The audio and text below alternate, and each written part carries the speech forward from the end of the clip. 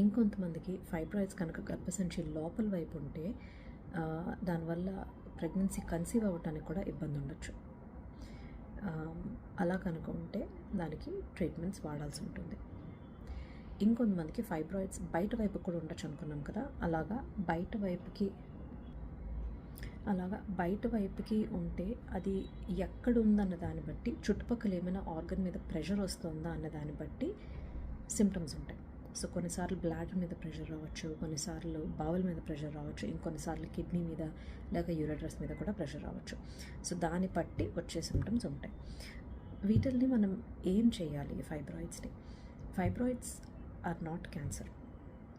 Very very rare సిచ్యువేషన్స్లో they can turn into cancerous masses, but 99.8% they do not become cancer. So fibroid ఉంటే కంగారు పడిపోవాల్సిన అవసరం లేదు. Symptoms బట్టి ట్రీట్మెంట్స్ ఉంటాయి. ఫైబ్రాయిడ్స్కి మందులు అవైలబుల్ ఉన్నాయి, బట్ పెద్ద రిలీఫ్ ఉండదు వాటి వల్ల. మ్యాక్సిమం 1 సెంటీమీటర్ వరకు సైజ్ తగ్గచ్చు, అంతకుమించి పెద్ద రిలీఫ్ ఉండదు. సో చిన్న ఫైబ్రాయిడ్స్కి ట్రై చేయొచ్చు. పెద్ద ఫైబ్రాయిడ్స్కి సర్జరీ తప్ప వేరే మార్గం లేదు. ఫైబ్రాయిడ్ తీసే సర్జరీని మయోమెక్టమీ అంటాం.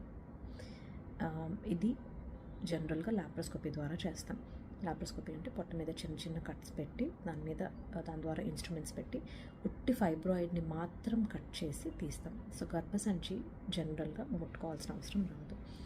ఇది యంగ్ ఉమెన్, అంటే ఇంకా పిల్లలు ప్లానింగ్ ఉంది, లేక ఇంకా పెళ్లి కాని పిల్లలు, ఇలాంటి వాళ్ళకి చేస్తాం.